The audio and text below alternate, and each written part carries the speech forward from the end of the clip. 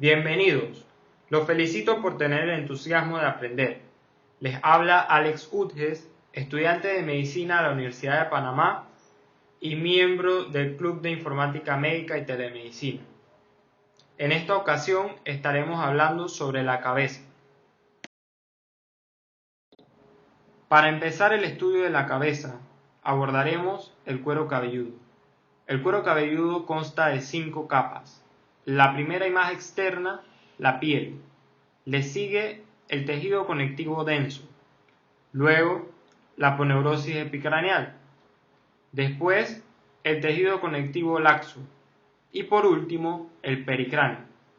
La mnemotecnia para aprenderse el cuero cabelludo es SCALP, por sus iniciales en inglés. La irrigación del cuero cabelludo se da principalmente por 5 arterias. La auricular posterior, que se dan cuenta está detrás de la oreja, la arteria occipital, que está en la región del hueso occipital, la arteria temporal superficial, que está en el área del hueso temporal, la arteria supratroclear, que se llama así porque está por encima de la tróclea del músculo oblicuo superior, y la arteria supraorbitaria, que sale por el agujero supraorbitario. El drenaje del cuero cabelludo sigue el mismo recorrido que la irrigación, y las venas llevan el mismo nombre que las arterias antes mencionadas. Empezamos. La vena supratroclear, la vena temporal superficial, la vena occipital, la vena auricular posterior, la vena supraorbitaria. Además, las venas temporales profundas drenan partes profundas del cuero cabelludo en la región temporal. Para explicar la inervación del cuero cabelludo, es importante que primero hablemos un poco sobre el nervio trigémino.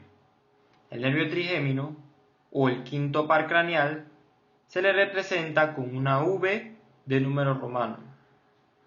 Tiene 3 divisiones: V1, a la que se le denomina oftálmica, V2, maxilar, y V3, mandibular.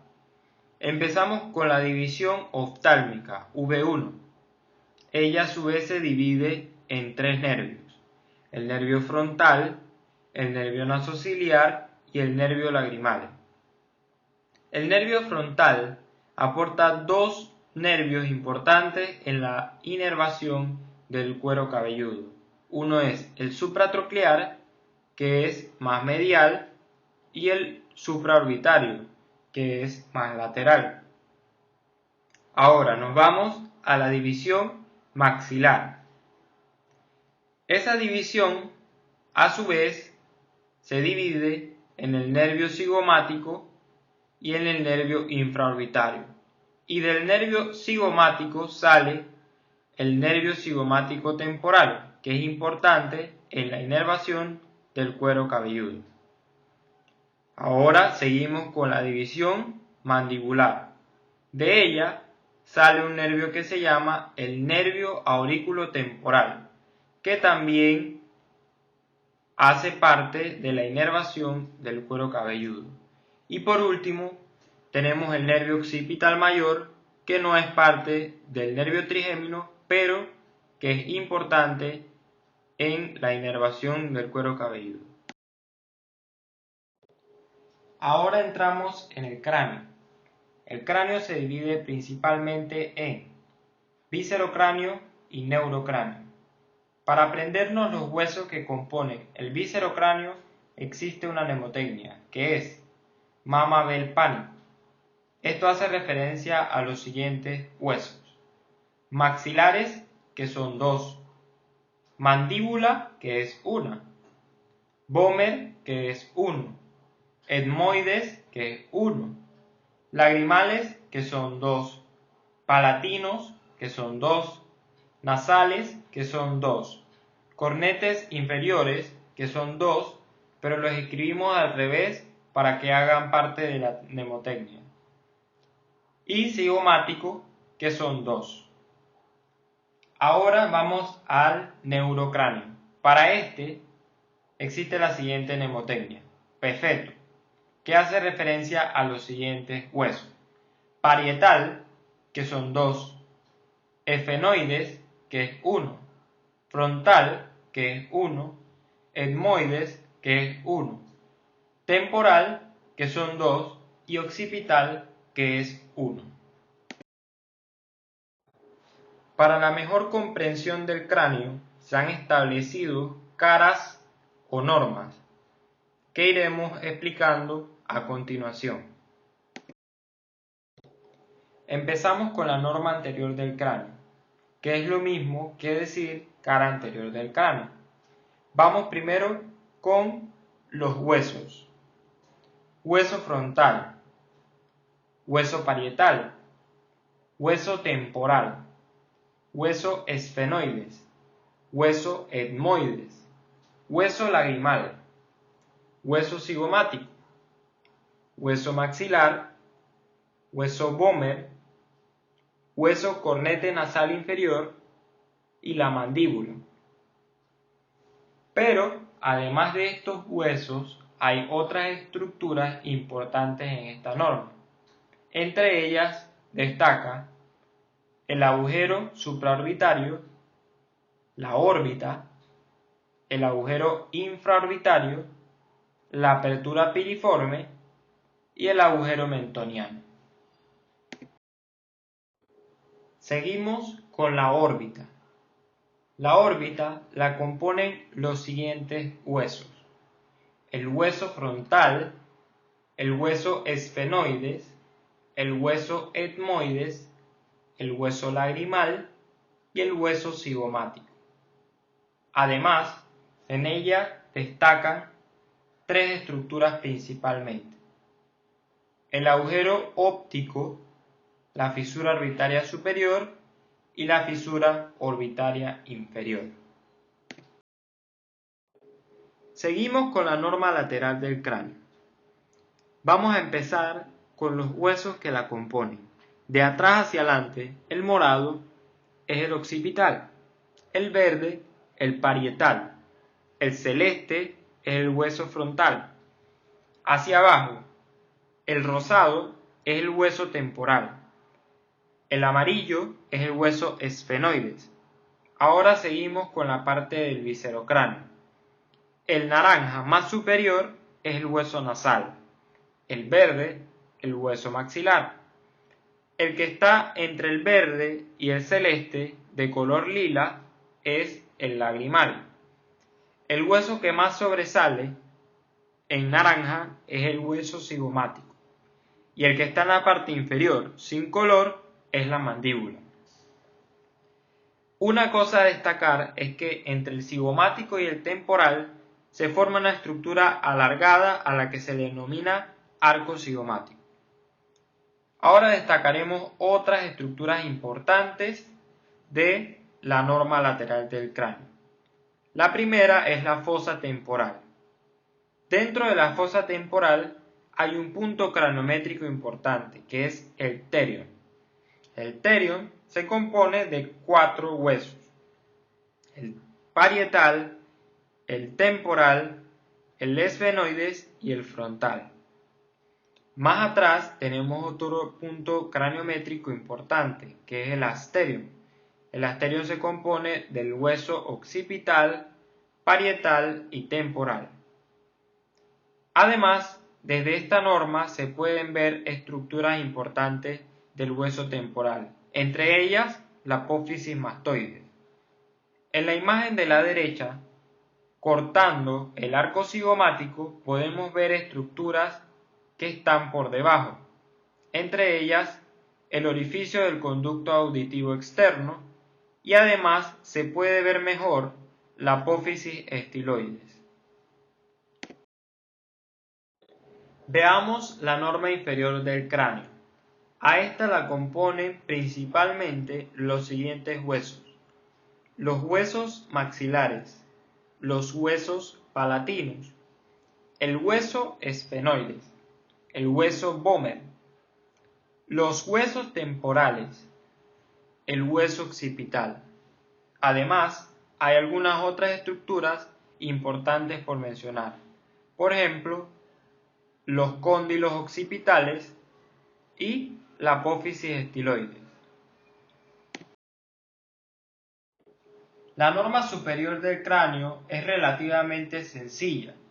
Consta de los siguientes huesos: el celeste, el hueso frontal; en verde, los dos huesos parietales; en morado, el hueso occipital.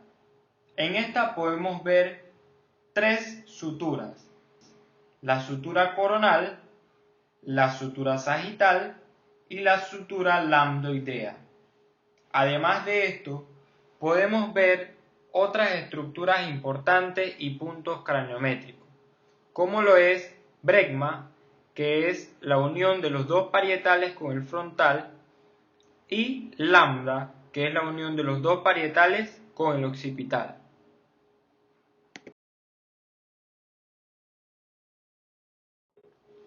Ahora vemos la calota, que es lo mismo que la norma superior, pero vista desde adentro.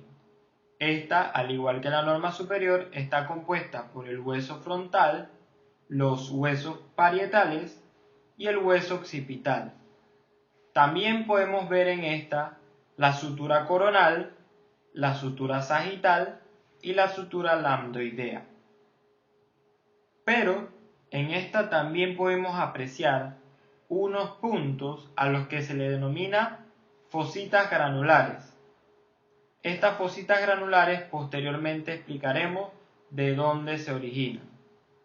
Y podemos ver que en el centro hay una depresión larga que se extiende desde el frente hasta atrás, que corresponde al surco para el seno sagital superior.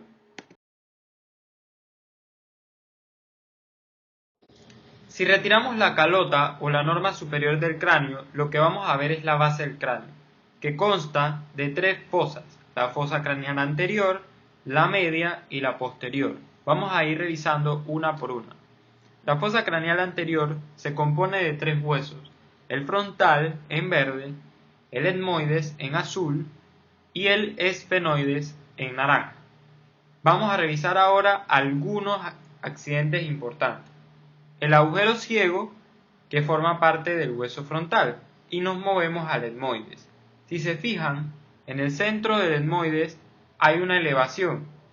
A esta elevación se le llama crista Galli, y a sus lados encontramos los orificios de la lámina cribiforme. Más adelante tenemos el agujero etmoidal anterior, y si hay agujero etmoidal anterior, hay agujero etmoidal posterior. Nos movemos al esfenoides. En el esfenoides, desde esta fosa, principalmente se ve el ala menor, y lo que vamos a señalar es el yugo del esfenoides y el cuerpo del esfenoides. La fosa craneal media se compone de tres huesos: el hueso parietal, de color verde, el hueso temporal, de color naranja, y el hueso esfenoides, de color celeste. Cabe destacar que el hueso temporal tiene dos porciones: una porción escamosa, que es más lateral, y una porción petrosa, que es más medial y más accidentada. Ahora vamos a destacar estructuras importantes en esta fosa. La primera, el agujero óptico. Luego, la fisura orbitaria superior, que veremos mejor en la órbita. El agujero redondo, el agujero oval, el agujero espinoso, el agujero rasgado o rasgado anterior, y nos movemos entonces del lado izquierdo. La apófisis clinoidea anterior, y si hay anterior debe haber unas posteriores. Además, entre estas dos se encuentra una estructura importante a la que se le denomina silla turca. En esta descansa la hipófisis, y más arriba hay un surco al cual se le denomina surco prequiasmático. La fosa craneal posterior se compone de tres huesos: el hueso parietal en verde, el hueso temporal, su porción petrosa, en celeste, y el hueso occipital en naranja. Vamos a destacar estructuras importantes en esta fosa. La primera, el agujero auditivo interno, en la porción petrosa del hueso temporal. Luego, más abajo, tenemos el agujero yugular, entre la porción petrosa del hueso temporal y el occipital. A este agujero también se le puede llamar agujero rasgado posterior. En el hueso occipital tenemos el conducto del hipogloso. Más abajo observamos un surco que es por donde pasa el seno transverso, por lo que se llama surco para el seno transverso. En la parte posterior vemos la protuberancia occipital interna. Y una cosa muy evidente en esta fosa es el agujero magno. Más adelante del agujero magno vemos una depresión a la que se le denomina clivus. Las meninges craneales son tres. La más externa y fibrosa es la duramadre, que tiene dos capas y en algunas situaciones se desdobla. La segunda es la aracnoides y la más interna es la pía madre.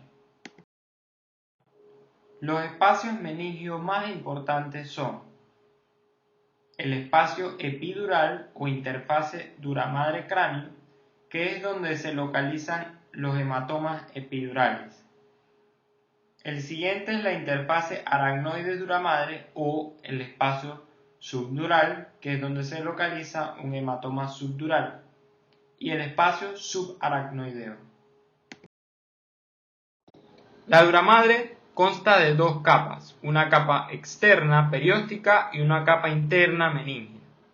La capa interna meningia se repliega para formar estructuras que separan parcialmente el encéfalo.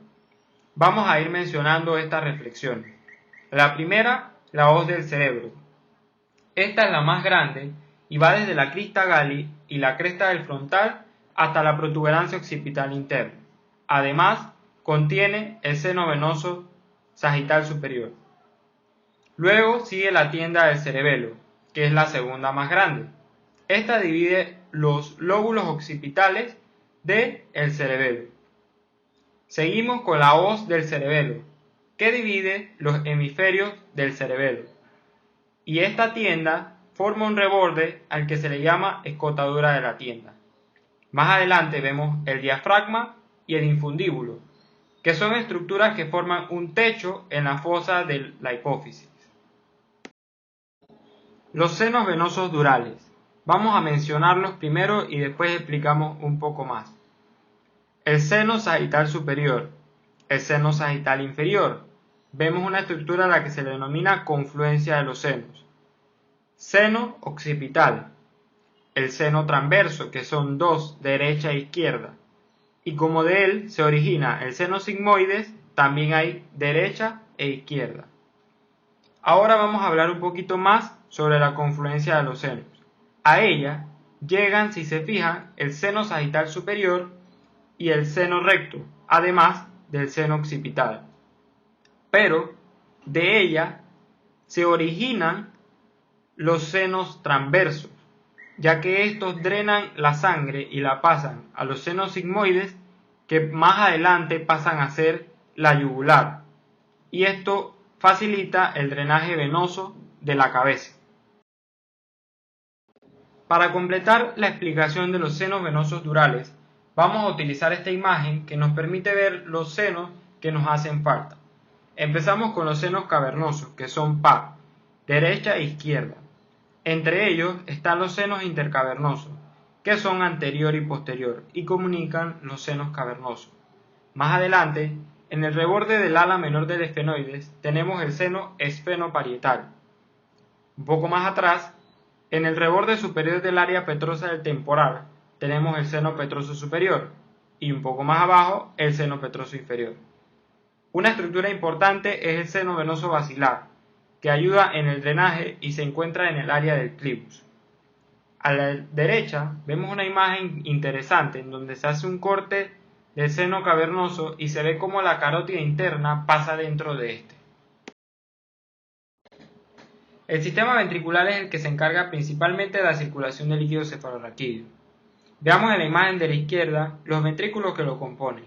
Tenemos primero los ventrículos laterales, que hay uno derecho y hay uno izquierdo.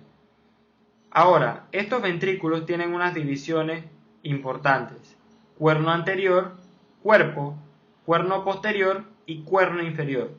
A través de los agujeros interventriculares llegan al tercer ventrículo. Del tercer ventrículo, a través del acueducto cerebral, llegan al cuarto ventrículo. Veamos en la imagen de la derecha un poco mejor esta circulación. El líquido cefalorraquídeo se produce en el plexo coroideo, que lo hay en los cuatro ventrículos. Luego de aquí pasa a través del agujero interventricular al tercer ventrículo, donde también hay producción de líquido cefalorraquídeo. A través del acueducto de Silvio llega al cuarto ventrículo, donde también se aporta nueva producción de líquido cefalorraquídeo. Y por los agujeros laterales de Luschka y el agujero inferior de Magendie pasa al espacio subaracnoideo, donde circula por todo el espacio subaracnoideo hasta llegar a las granulaciones aracnoideas, que están en el seno sagital superior y permiten la filtración del líquido cefalorraquídeo al drenaje venoso. Estas granulaciones generan unas estructuras que ya habíamos mencionado anteriormente, que son las fositas granulares en los huesos parietales del cráneo. Muchas gracias por su atención. Les recuerdo que pueden completar esta información con lo que sale en la guía de estudios.